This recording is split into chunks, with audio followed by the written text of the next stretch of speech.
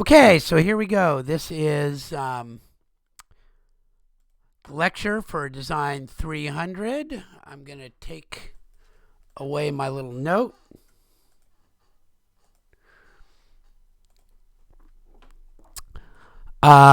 We are being recorded. It's Tuesday, November 10th. Remember, tomorrow, for any of you who might have a class scheduled, tomorrow is a holiday. And so we encourage you to enjoy the holiday and pay respect to veterans that you may know, or pay respect to those that you don't know. So there we go. So let's see. I need to share my screen, I think, over in Discord because I almost forgot. Okay. So I did get a chance to look at a number of the submittals. I saw some really excellent ones.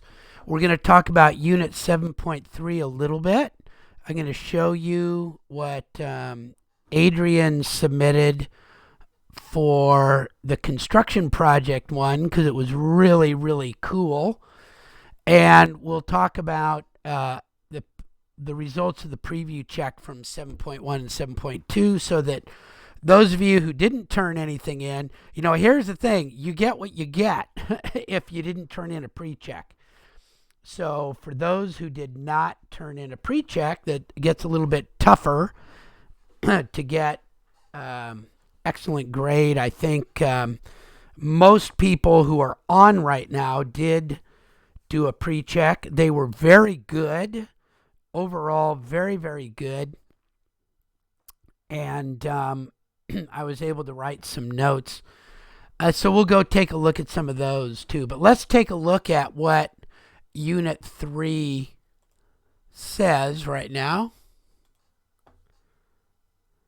And there we go. I think I'm doing a quick scan to make sure everything is working. I think it is.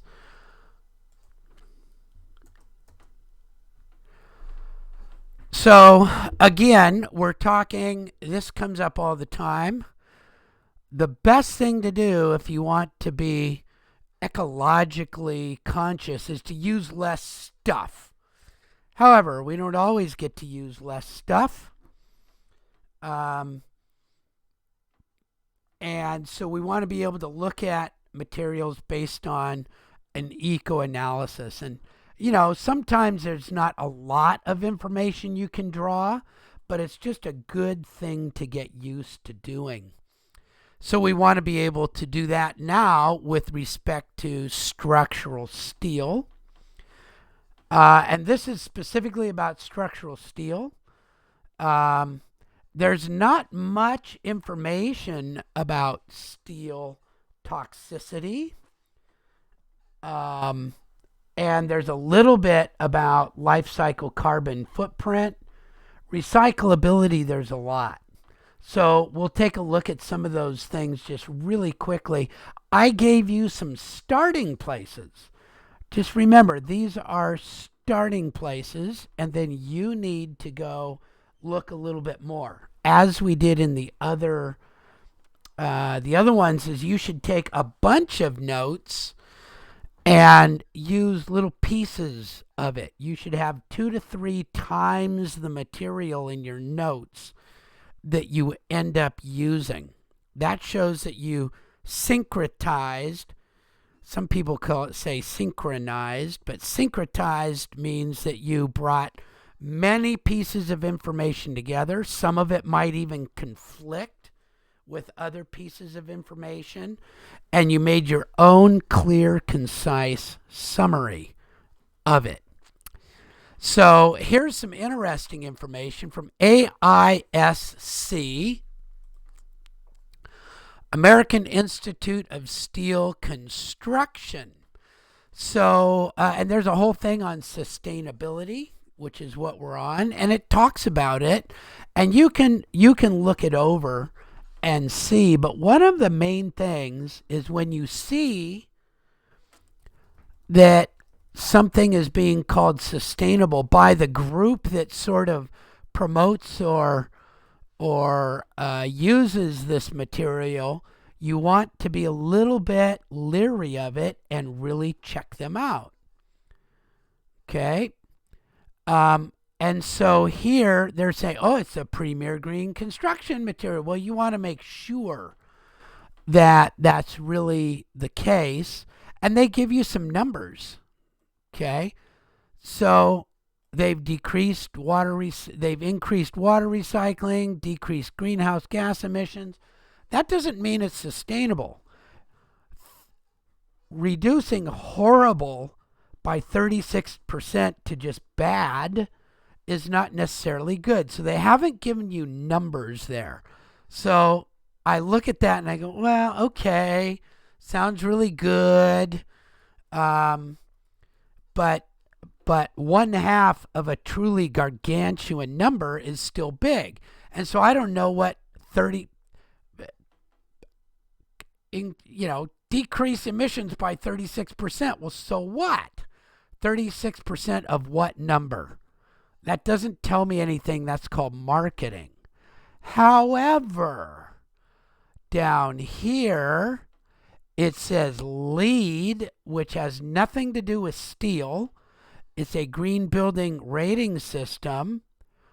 Gives structural steel maximum credit due to a large part of its recycled content, recycling rate, and transparency. So you can get the data somewhere. Okay, so out of all of this, you might be able to quote these people if you take this into account. That's pretty good. 93% recycled steel scrap. And then if you took a look and see how much is used, you could actually do some calculations.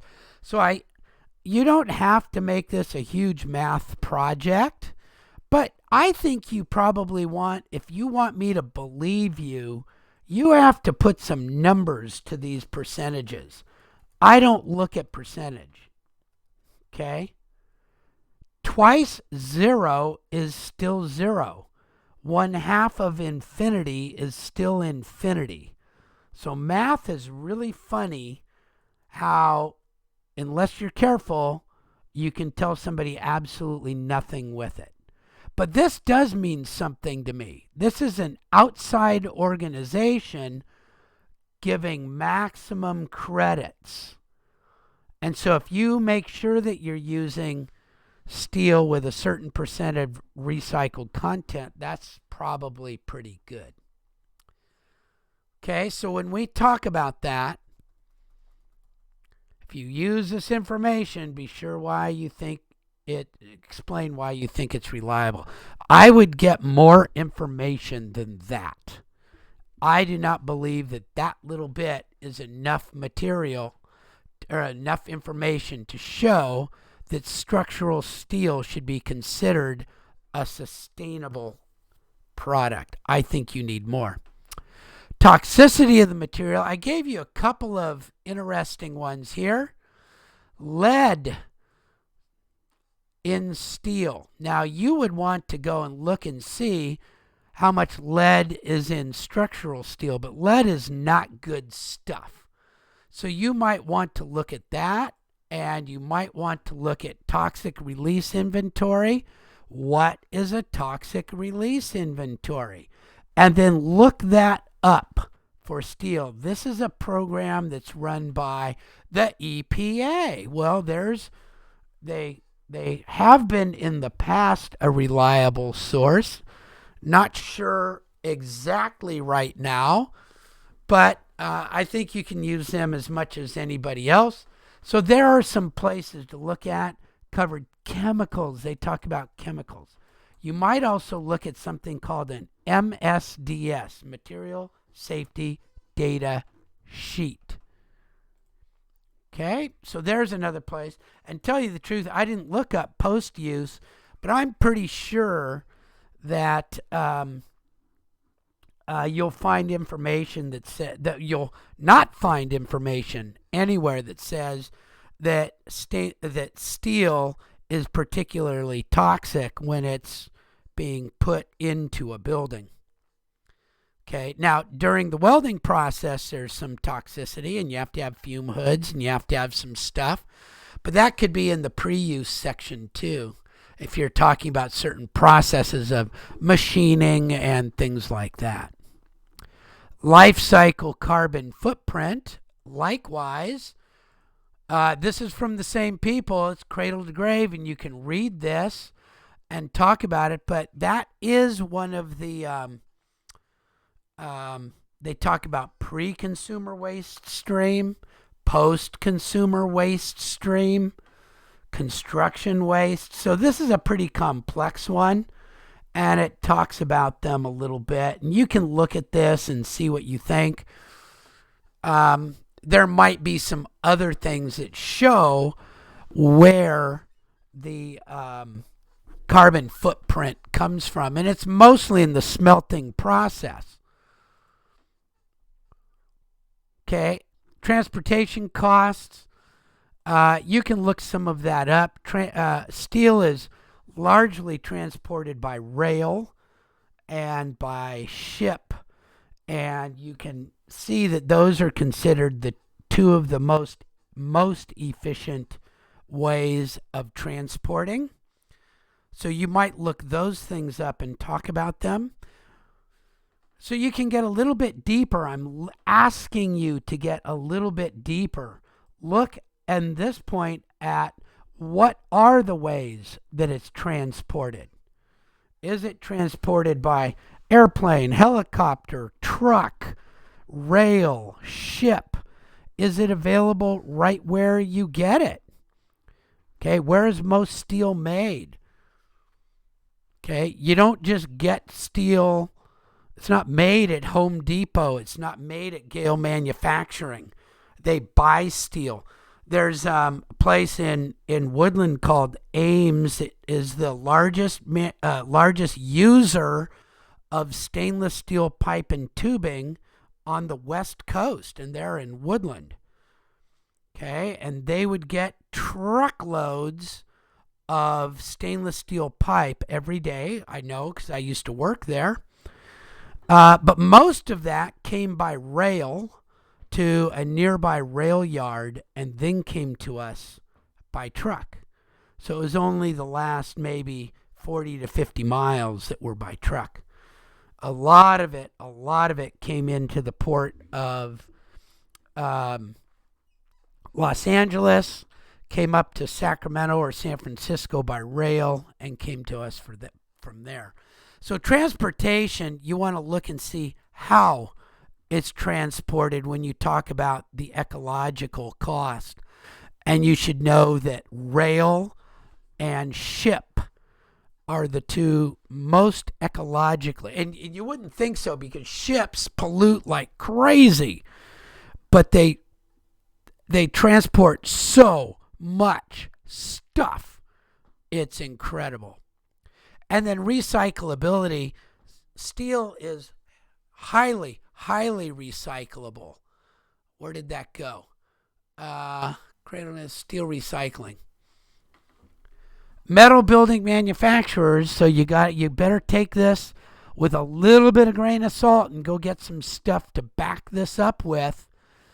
Okay, because this is put out by somebody who has a vested interest in steel. So when it's from somebody who has a vested interest, that means they make money off of selling steel. You wanna watch out a little bit. Go look for more information to back up. According to certain studies, okay, where are they? Who are those certain studies? I hate it when people do that. According to certain studies. Baloney. Show me the study and show me who paid for the study. So as an example, when I was in college, I worked for a professor who got a huge grant from the Hydroclear Corporation to look at their sand filters. Okay? And he was very clear about it. He was testing certain things for that company exactly like they wanted it to be done. Of course, he got enough money from this that he could do his own research. And when he wrote his paper, my name was actually on the paper as one of the guys who kept the sewage tanks clean. Doesn't that sound like a good job? I kept sewage tanks clean. But he was very clear who he was working for, what tests he ran, the scope of the tests, and who said what that scope of those tests were. He got paid to do it.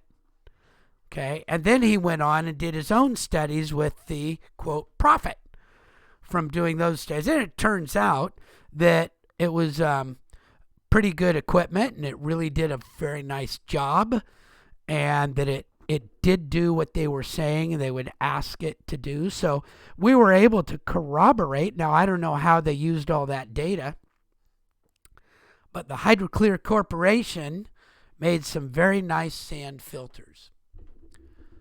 Okay, I got paid to work on those, by the way. And I got paid a lot. I got paid $4.25 an hour, which back then was like 1.5 times minimum wage. It's not much more than that right now, federal minimum wage. Okay, so there we go. So that's the information on that. Anybody have any questions on what you should write here? Again, take a lot of information down and then put the information together. And I'm looking for some pretty good thought behind this one. I'm hoping that you guys can show me through, evidence that you've really looked at 2 or 3 or 4 sites for each of these and looked to see if this information is really correct or not. Any questions on that?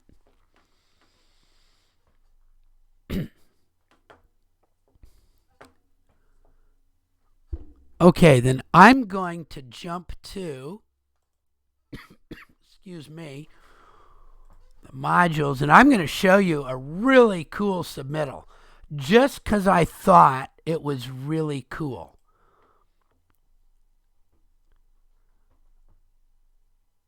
Okay, let's see.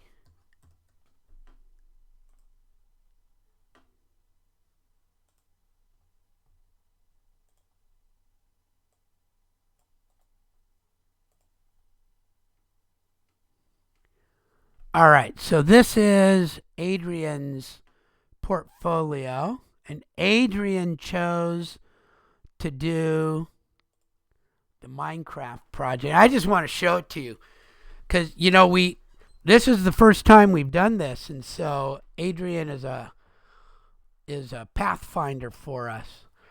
And so I think I showed you this before. This is a very nice description of the simulation environment and a description of it a little bit more, geolocating skills, National Science Foundation, how to access the environment. In this case, we use the plains biome, and then how to operate in the environment, how to use the control keys, where's north, south, east, west, up, down, what a camera is like. And then Adrian talked about the simulation requirements. So this was Adrian's equivalent of your 7.1, 7.2, and 7.3. What you just saw before was Adrian's equivalent of 6.1, 6.2, 6.3. Okay, so this is Adrian's equivalent of 7.1, 7.2, 7.3. So there were some required activities and a description of the method, the location, and the purpose. And you can see over here that, how did that go? I didn't want to do that.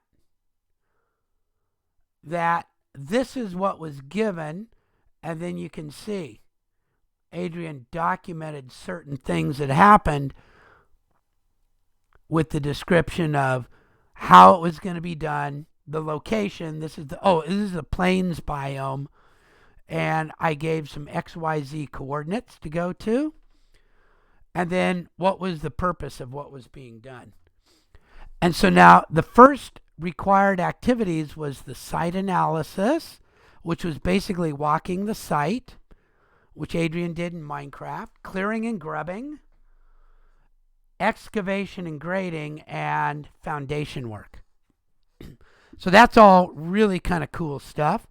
And then there was some documentation required, which said take images all the way along. And these were the plans that Adrian had to start with. This was the given. Okay, there was a set of coordinates at a certain corner of the boundary, or actually a certain coordinate on the site, and then from those coordinates, some measurements of the boundary and the building pad, or the graded area and the building pad. And so then this was the documentation. Here was the grubbing. You can see getting rid of the trees that were in the way. Here was the staking. Used yellow stakes for the corners of the 50-meter square, and then every 10 meters a red one. Here was some replanting. Here was the foundation work, showing getting down to the right elevation. Here was some more of the excavation. Okay, showing the 50-meter, or showing the area of the pad. These were the corners of the pad.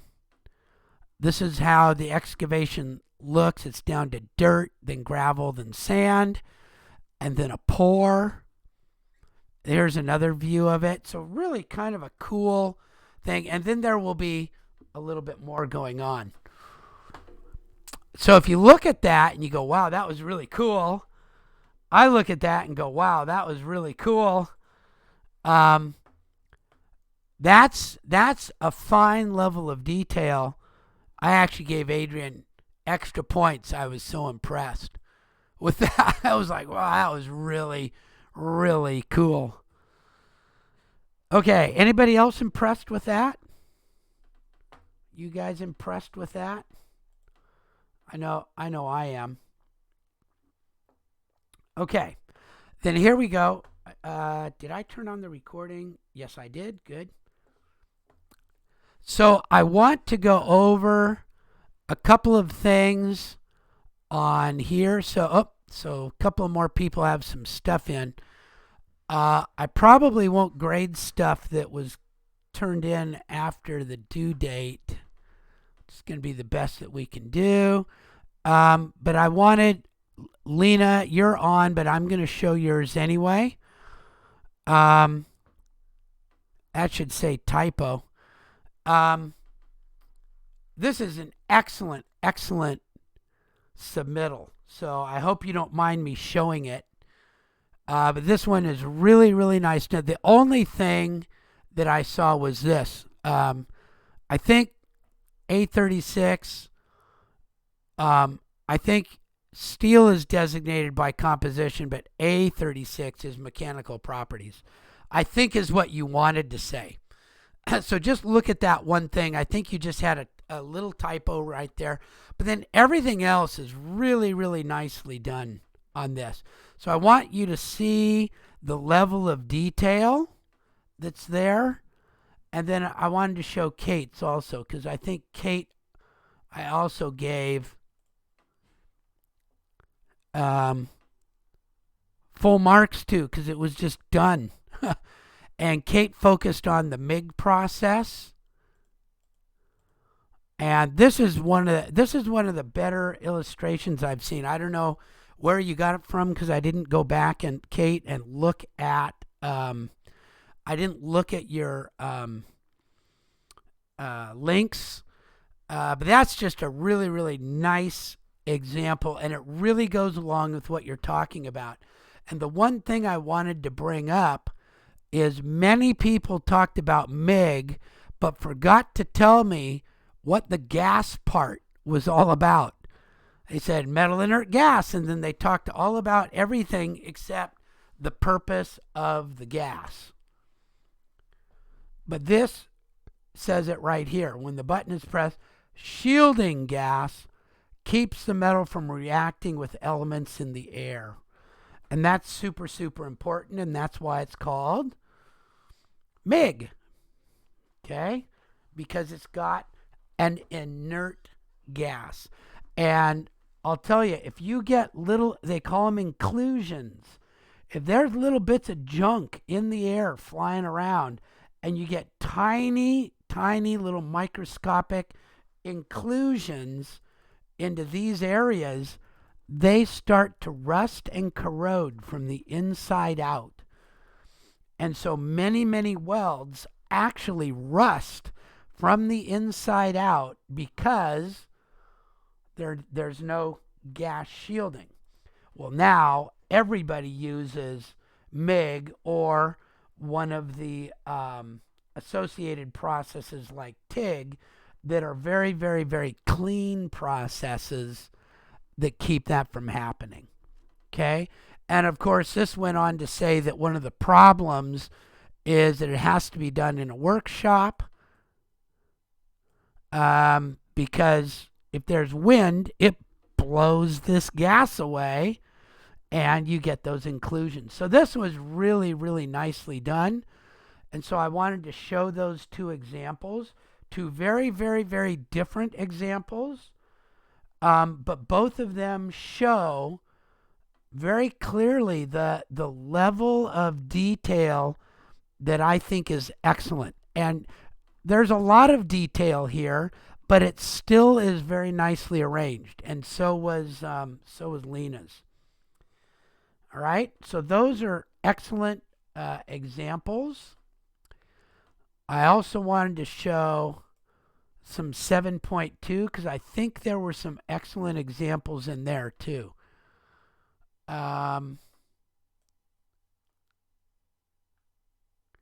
Let me see. I think Kate's again. Kate, I'm picking on you because your work was so good. I hope you don't mind. Because it's not really picking on you. I'm just using you as an example. So what I wanted to show here, okay, talking about the standardizing. So it shall be made in accordance. Very cool. Thank you. Of I think there's a typo here. ASTM A36. That might be I'm not sure if that's a typo or not. I'm going to circle it. I'd go back and just look on that to see if that's a typo or not. Training through I don't know. Hold on a sec. I should not be doing all that writing. How do I get out of that? Let me go like this. Bank. There we go. Now I'm not writing all over it. Okay. But this checked all the boxes. And then even had a nice picture of one of them. So, good work. Again, very clear, very easy to read. Yeah. So those are really, really nicely done. And I think that'll do it. I like to show excellent ones. And there we go. Not too many got turned in. So I'll be looking for more at the end of this one. So let's see what's due. On Thursday, we're going to do kind of the same thing. Let's see what's coming up. On Thursday, I'm going to go over the midterm exam. Has everybody on here done the midterm exam? Then I might go over the final exam 2. Okay, so we'll do, you should take these, take as many of these. That's really what we're going to do on Thursday. Take as many of these as you can. We've done all the work now, so you can take these and get your grades, and it looks really good. And you get a very nice score in your grade system. So that looks good. The midterm, I think you can take it 3 times, but after the first one, I think I give you the right answers. So if you just take some notes or screenshots, you'll have it. This class is not about memorizing, it's about knowing where to get the information. Okay? So I don't mind doing that. And maybe I'll put the final exam on too. The final exam is much like the midterm exam, but it covers units 6, 7, and 8, and it will cover the alternate section if that's what you did. Okay, so that's what's coming up Thursday, and then of course Sunday for your portfolio check is Unit 7 is now due, and the site walk, stake, and fill is due if you did that one. Okay, so that's what's coming up. It's good to know.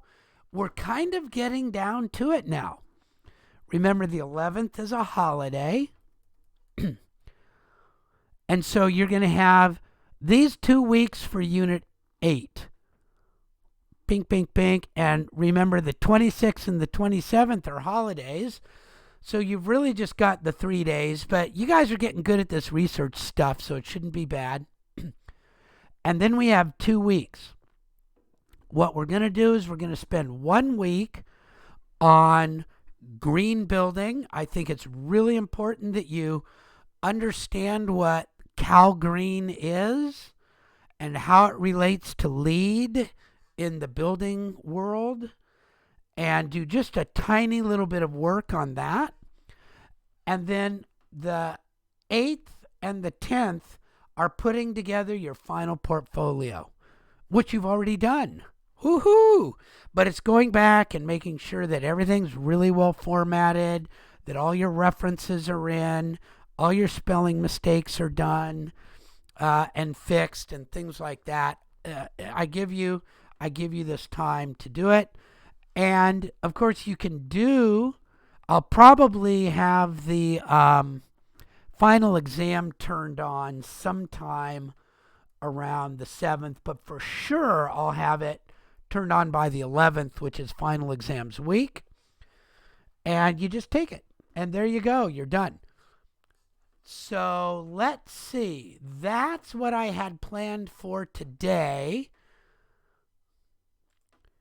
Let me ask you this. First of all, do you have any questions on 7.1, 7.2, or 7.3? Any questions?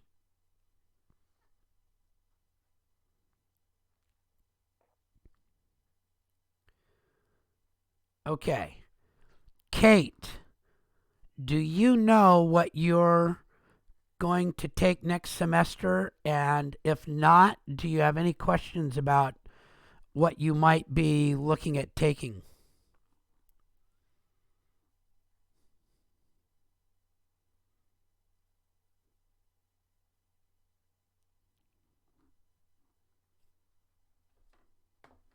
Okay.